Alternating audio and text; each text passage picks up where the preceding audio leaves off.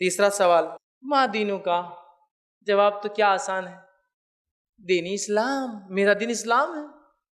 لیکن یہ وہی دے پائیں گا جس نے واقعے میں اسلام کو مقدم رکھا، جس کی پیدائش، جس کی شادی، جس کی موت، جس کے زندگی جینے کا طریقہ اس دین کے مطابق تھا۔ من مانی تو ایسی چالو ہے کہ پیدائش بھی اپنی اعتبار سے، میت بھی اپنی اعتبار سے، نکاح بھی اپنی من مانی، دین اسلام نہیں نکلنے والا منہ سے میرا دین اسلام ہے۔ پھر اسلام دین کہتے جینے کے طریقے کو، مکمل وے آف لائف جس کو کہتے ہیں، وہ طریقہ جس کا اسلام تھا تو وہ کہہ پائیں گا میرا دین اسلام ہے۔ ہم نے تو ہر چیز میں اسلام کی مخالفت کو اپنی علامت اور شعار، پہچان بنا لیا، ہماری پہچان ہم اسلام کے خلاف جائیں گے۔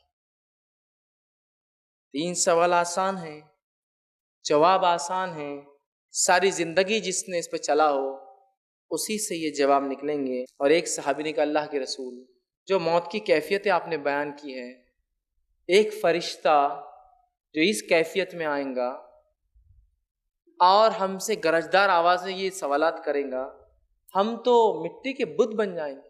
اور مائی عائشہ نے سوال کیا تھا اللہ کے رسول، میں تو ایک عورت ہوں، میں تو عورتیں ہوتی نا چھوٹی موٹی آواز سے ڈر جاتی ہے، میں ایک عورت ہوں، جب منکر نکیر میرے پاس آئیں گے میں تو مٹی کی بت بن جاؤں گی، منہ سے کچھ نکلے گا نہیں میرے۔ تو اللہ کے رسول نے فرمایا، جس کو اللہ رب العزت نے اس بات کو سورہ ابراہیم سورہ نمبر 14 آیت نمبر 27 کی یہ آیت آپ نے تلاوت کر فرمایا، کہا یثبت اللہ الذین آمنوا بالقول الثابت فی الحیات الدنیا وفی الآخرہ۔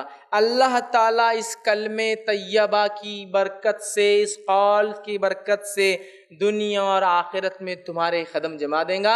آپ نے فرمایا کلمہ طیبہ آ جائیں گا وہاں، لا الہ الا اللہ، اور اس کی برکت سے وہ جواب بھی تم دے پاؤ گے، اور دنیا اور آخرت میں قدم جمانے کے لیے کلمہ کافی ہے۔ یہ کلمہ ہے لا الہ الا اللہ محمد رسول اللہ، جس کی زندگی اللہ کے دین، اس کی شریعت اور محمد صلی اللہ علیہ وسلم کے طریقے پر ہوں گی تو بس اس کے لیے سوال و جواب آسان ہو جائیں گے۔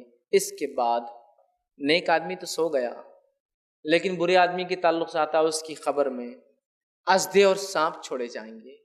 ایک روایت میں آتا ہے ایک گز لے کر فرشتہ آئیں گا، جو گز اٹھا کے اس کے کھوپڑی پہ دیم ماریں گا اور قیامت تک کنٹینیوسلی مارتا رہیں گا۔ اس کی سر کی کیفیت یہ ہوگی کہ چورا ہو کے ذرات پاؤڈر بن کے اڑ جائیں گا، اور جن اور انس کو چھوڑ کر ساری مخلوق اس کی چیخ سنیں گی، اور اس کی چیخ کی آواز زمین سے لے کر آسمان تک سب سن سکتے ہیں۔